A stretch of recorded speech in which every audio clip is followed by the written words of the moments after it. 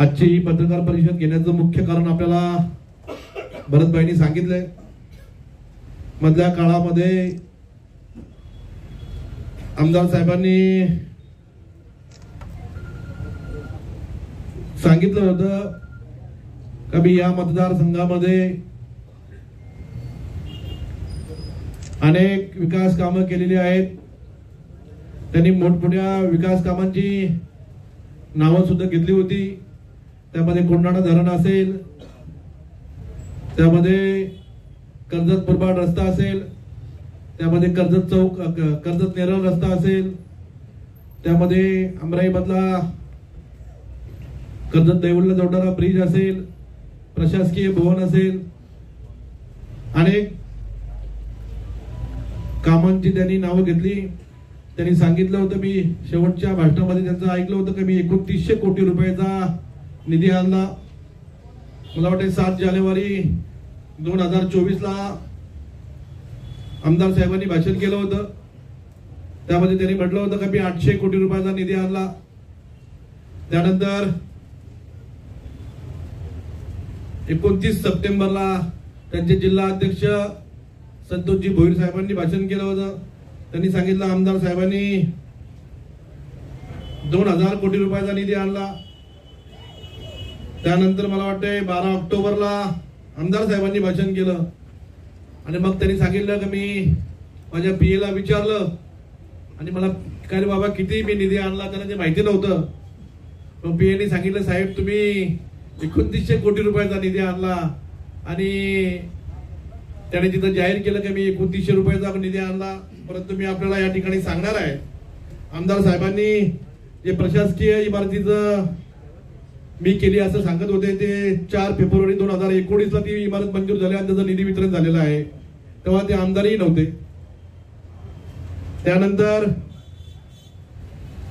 मला वाटलं त्यांनी सांगितलं होतं की मी श्रीराम ब्रिज साठी निधी आणला, ते 6 जून 2019 ला ते मंजूर झाले। तेव्हा ते आमदारही नव्हते। ते 2019 ला मला वाटतं नोव्हेंबर महिन्यामध्ये आमदार झाले।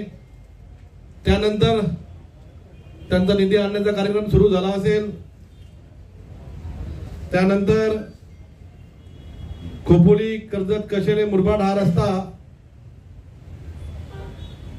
मला वाटतं ऑगस्ट 2013 ला मंजूर झाला आहे। 13 तर मला वाटतं त्याच्या आधीचे पण आमदार नव्हते, त्यांनी तोही त्यांच्या नावावर टाकलेला आहे। त्यानंतर ते कोंढाणा धरणाचं सांगितलं, कोंढाणा धरणाला मी 1400 कोटी रुपये आणले। तर कोंढाणा धरणाचं जर श्रेय कोणाला भेटत असेल तर हे आपल्या सर्वांना मी अनेक वेळा सांगितलंय। कोंढाणा धरण 18 ऑगस्ट 2017 ला मंजूर झालंय। त्याचं लोकांचं भूसंपादन असेल, त्यामध्ये झालेले काही व्यवहार असतील ते मला वाटतं 2019च्याही अगोदर झालेले आहेत आणि तेही आमदार साहेब म्हणतात आम्ही 1400 कोटी रुपयाचा निधी आणला। अशी विविध कामं त्यांनी या ठिकाणी आणली असे सांगितलं। परंतु मी ते सगळे दादा खोटे आहेत।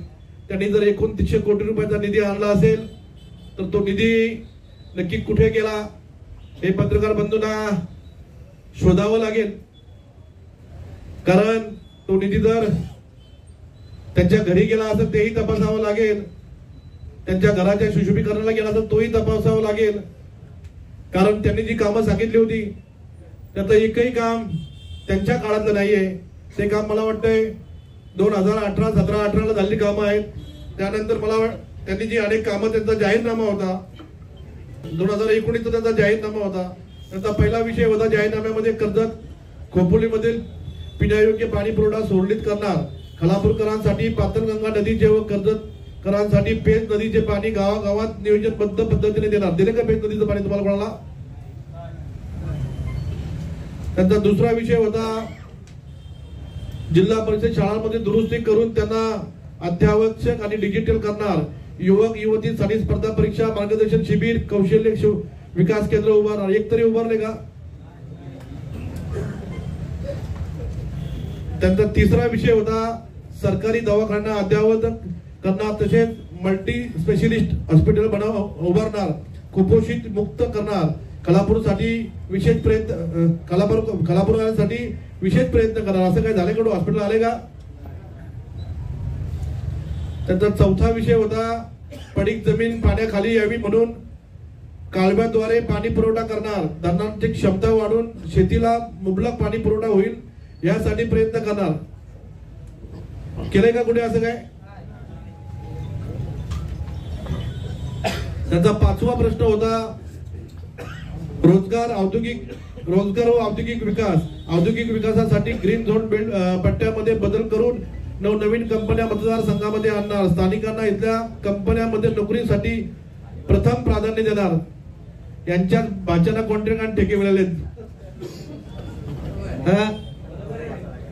कोणाला तरी काय कुठल्या एका नोकरी लावले का? कंपन्या बंद पाडायचं काम केलंय, नवीन आणायचं एकही कंपनी आली नाही 5 वर्षामध्ये. त्यांचा 6वा विषय होता धबधब्यावरील सरसकट बंदी उठून 12 माही पर्यटनाला साठी प्रयत्न करणार, उल्हास नदी व पेन नदीला आळंदी घाटाच्या धर्तीवर विकास करणार. ऑफिस समोर एक झाले मात्र बाबा त्यांचा 7वा विषय होता महिलांना सक्षम करण्यासाठी बचत गटाच्या माध्यमातून विविध योजना राबवणार, महिलांसाठी सबलीकरण करण्यासाठी आत्मसंरक्षण केंद्र उभारणार. असंही काही झालेलं नाही. 8वा विषय त्यांचा होता आदिवासी विकास. सेंद्रिय भाजीपाला मार्केट उभारून आदिवासी बंधू भगिनींना रस्त्यावर भाजी विकण्यासाठी समस्यावर उपाय काढणार. झालंय का? आज पण माझ्या आदिवासी बांधवांना कुठल्याही प्रकारची अशी सुख सुविधा दिलेली नाही. माझ्या आदिवासी बांधवांना जी फसवणूक केली का तुम्हाला मी आदिवासी संकुल देऊ, आदिवासी हे देऊ, काहीच त्यांनी या ठिकाणी दिलं नाही. फक्त खोटं बोलण्याचं काम केलं. आणि हा जाहीरनामा अगदी दादान खोटा आहे, पण तरी पण तुम्हाला वाचून दाखवतो म्हणजे एकतरी काम झालं असेल तर त्यांना धन्यवाद देऊ आपण सर्वजण मिळून. 9वा विषय होता शहरी भागामध्ये कचरा व्यवस्थापन करून झिरो वेस्ट मॉडेल राबवणार, वीज पुरवठा खंडित व सुरळीत करण्यासाठी विशेष प्रयत्न करणार. मला वाटतं ह्या 2 वर्षामध्ये आमचे ते ऍडव्होकेट कैलासजी मोरे साहेब आहेत ते 5 वेळा उपोषणाला बसले का आपल्या कर्जत मधला जो एमएससीपीचा प्रश्न आहे, विद्युतीकरणाचा प्रश्न आहे, तो या आजपर्यंत मार्ग लागला नाही.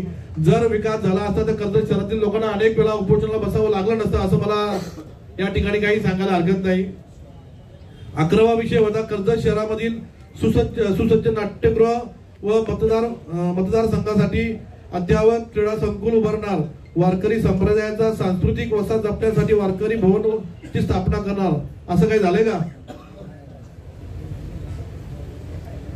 आणि त्यांचा 12वा विषय होता पेन अर्बन बँकेतील पीडित खातेदारांच्या पाठीशी उभे राहून लोकांच्या लढाईत न्यायालयात व शासन दरबारी अभ्यासपूर्ण पद्धतीने लढणार, मतदारसंघातील पीडित शोषित व गरजूंचा आवाज बनण्यासाठी वचनबद्ध राहणार.